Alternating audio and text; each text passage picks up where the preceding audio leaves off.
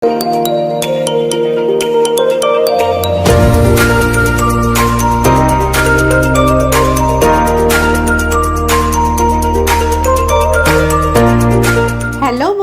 কেমন আছেন সবাই?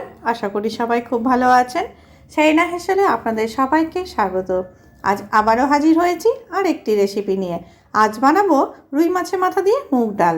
আর এটি কিন্তু আমরা সকলেই কিন্তু খেতে ভালোবাসি। বেশ অনুষ্ঠান বাড়ি হোক আর এমনি বাড়ি হোক, আমরা কিন্তু প্রায় এটা বানিয়ে থাকি। আমি আজকে খুব সহজভাবে কিন্তু এটি বানাচ্ছি।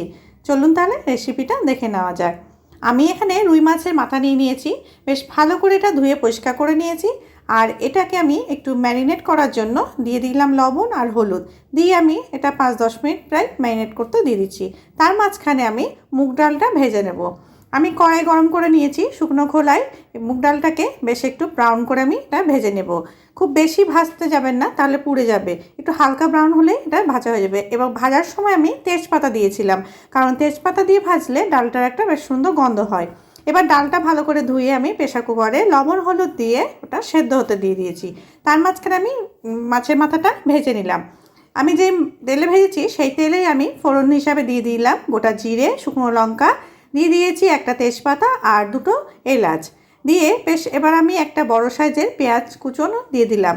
পেঁয়াজ কুচিটা একটু হালকা ভাজা হয়ে গেলে এর মধ্যে দিয়ে দিচ্ছি আমি আদা রসুন বাটা। আদা রসুন বাটা দেওয়ার পরে আমি এখানে যোগ করে দিচ্ছি একটা মিডিয়াম সাইজের টমেটো কেটে দিয়ে দিলাম। এবার টমেটোটা দিয়ে আমি দিয়ে দিচ্ছি লবণ, হলুদ আর লঙ্কা গুঁড়ো, ধনে গুঁড়ো, জিরে গুঁড়ো দিয়ে আমি বেশ ভালো করে মশলাটা কষিয়ে নেব। টমেটোটা বেশ নরম হয়ে আসবে। এবার মশলাটা কষানোর জন্য আমি সামান্য একটু জল অ্যাড করেছি।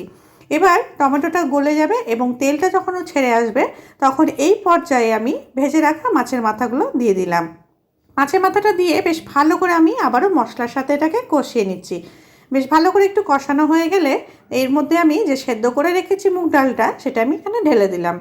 মুগ ডালটা দিয়ে আমি বেশ ভালো করে এটা মিশিয়ে নিচ্ছি। ডালটা বেশ ঘন হয়েছে বলে আমি একটু জল অ্যাড করেছি। জল অ্যাড করে আমি এটাকে একটু ফুটিয়ে নেব। বেশ এই রকম পর্যায়ে ফুটে আসলে আমি কাঁচা লঙ্কা এখানে দিয়ে দিয়েছি। আর দিয়ে দিচ্ছি একটু স্বাদ বাড়ানোর জন্য একটু সামান্য চিনি, আর দিয়ে দিলাম ভাজা গুঁড়ো মশলা দিয়ে বেশ ভালো করে আমি এটাকে মিশিয়ে নিচ্ছি।